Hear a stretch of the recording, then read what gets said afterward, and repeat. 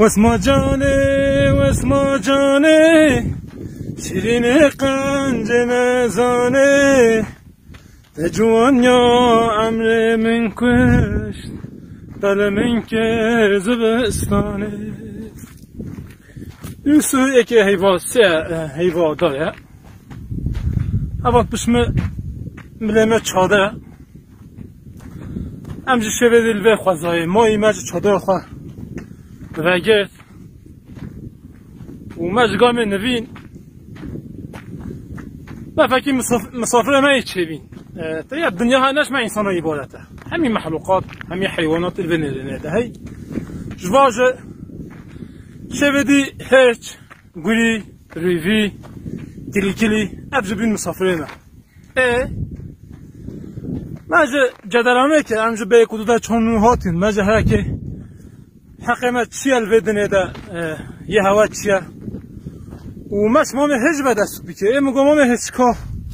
ده چه یعنی قداگی گلی کرو قداگی گازن کرنو یعنی دگون انسان زای دینمه مانه اف دنیا نیا هوا تنه اون جوای ما ام جوای هوا میگو تمام میگو همی هوا دارستان برینه جه ام خالی بستری هوا نهلشتی تمام والله ما حق داگی یعنی حقیه مامه ریوی تو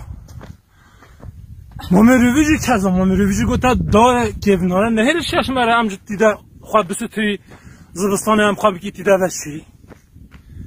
و ده یوجو جامعه حق میگو مامه کلی جی کزا گوتا همی داره گفناره برینه هفشت لاگین هفشت گفشت لاگین های بی خب بحثای هولی که گوتا هلشتینه در خلوله نمایه ام بکوی بچید کن بکی بچیدی و خواه بکی بهار یعنی راستی امش بابی ویروس روینه لبله انگو سببی ویروس چگه همه یعنی تو گوه خدا و حیواناتا یعنی وی حج بگی اب بیداعی جوال مکری چگو شکایت خواه بینه نه ربی جوری و از باید ربی جوری جه اب عود واب الموکری یعنی اب هج عود وکرنه یا وی خوزایه به یا وی داره به یا وی گوری به یا وی ریوی به یا وی هرچه به یعنی ولی هج اوجه حق لینن یعنی ام بدنه دا مسافری و اوجه مسافرین یعنی اب دنیا مالا ما همیچ کنه